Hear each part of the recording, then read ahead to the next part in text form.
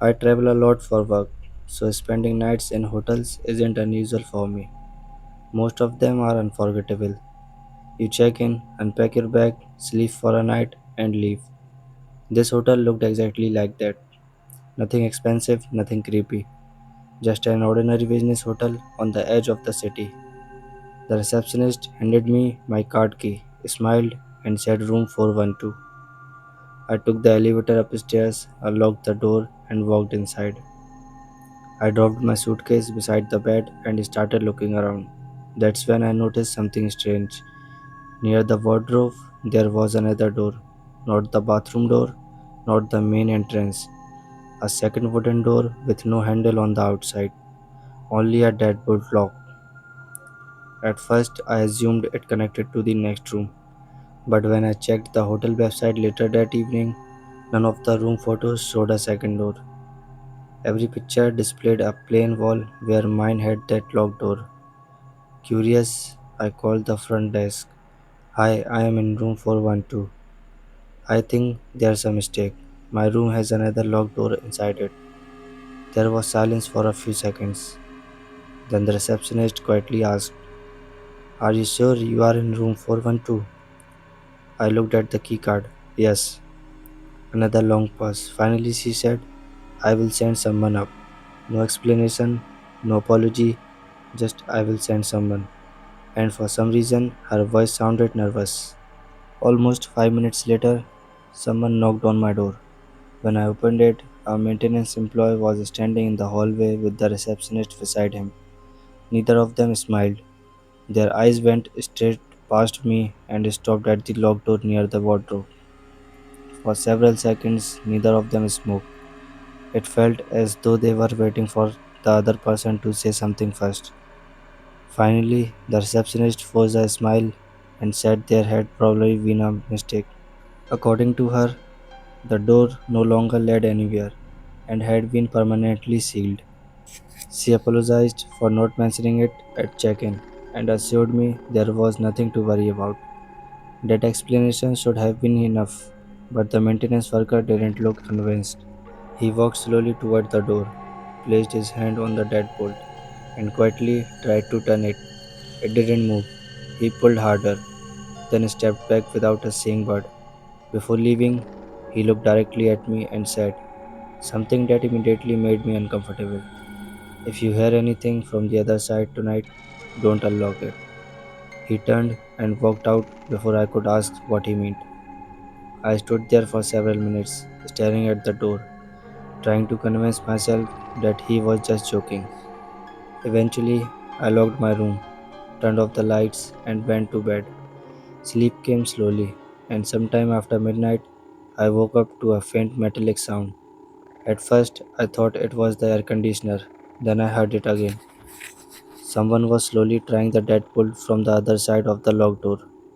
It wasn't loud, it wasn't violent, just a slow, careful movement, as if someone believed the room was empty and was checking whether they could get in. I sat upright in bed, staring at the locked door. The sound stopped almost as soon as I switched on the bedside lamp.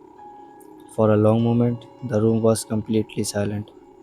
I walked closer, trying to convince myself that it had been the old pipes or the building settling for the night. Just as I reached the door, three slow knocks came from the other side. My hand froze a few inches from the deadbolt. Nobody spoke, nobody tried the lock again, only silence. The next morning, I went downstairs and asked to speak with the hotel manager. When I mentioned room 412, his expression changed immediately. Instead of answering me, he asked for my room key and disappearing into the back office. 10 minutes later, he returned with a different key card and apologized, saying I had been moved to another room because of a maintenance issue. I asked him a simple question. If it's just maintenance, why does everyone look nervous when I mention that door? He didn't answer. He simply told me that my luggage had already been transferred. Something didn't feel right. Before leaving the fourth floor, I decided to check the hallway one last time. Room 410, 411, then room 413. I stopped walking. There was no room 412 anymore. I counted the door twice, thinking I had missed one, but the numbering jumped straight from 411 to 413. I hurried downstairs and showed the manager the key card is still in my pocket. How could I stay in a room that doesn't exist? He looked at the card for several seconds before quietly saying, Sir, we have never had a room 412. He opened a drawer behind the reception desk and placed an old cash register in front of me. Every room number was listed 401, 402, 403, all the way to 411, then 413. There had never been a 412, at least not on paper. I couldn't stop thinking about what the manager had said. We have never had a room 412. It didn't make sense. I had slept there. My luggage had been inside. I still had the key card in my pocket. None of it could have happened if the room had never existed. That afternoon, I decided to leave the hotel. Before checking out, I walked around the outside of the building one last time. From the parking lot, I counted the windows on the fourth floor. Room 401, 402, 403. Everything matched the layout I had seen inside. Until I reached the place where my room should have been, there was no window, just a section of solid concrete between two occupied rooms. I counted again, then again. No matter how many times I checked, there was simply no space for room 412. Unable to let it go, I visited the city public record office. After searching through old building permits, I found an article from nearly 20 years earlier. During the hotel's construction, a fire had broken out before the building was completed. One unfinished room had been completely destroyed. The damage was so severe that the developers sealed the space permanently behind reinforced concrete instead of rebuilding it. The room number listed in the report was 412. The article mentioned that two construction workers had been never found. There were no further details, no explanation. Just a short sentence stating that the project continued after the area was sealed. I drove back to the hotel one final time, not to stay, just to see the building again. Standing across the street after sunset, I looked toward the fourth floor. Every room was lit, except for one dark section where there should have been another window. I was about to leave when something caught my attention.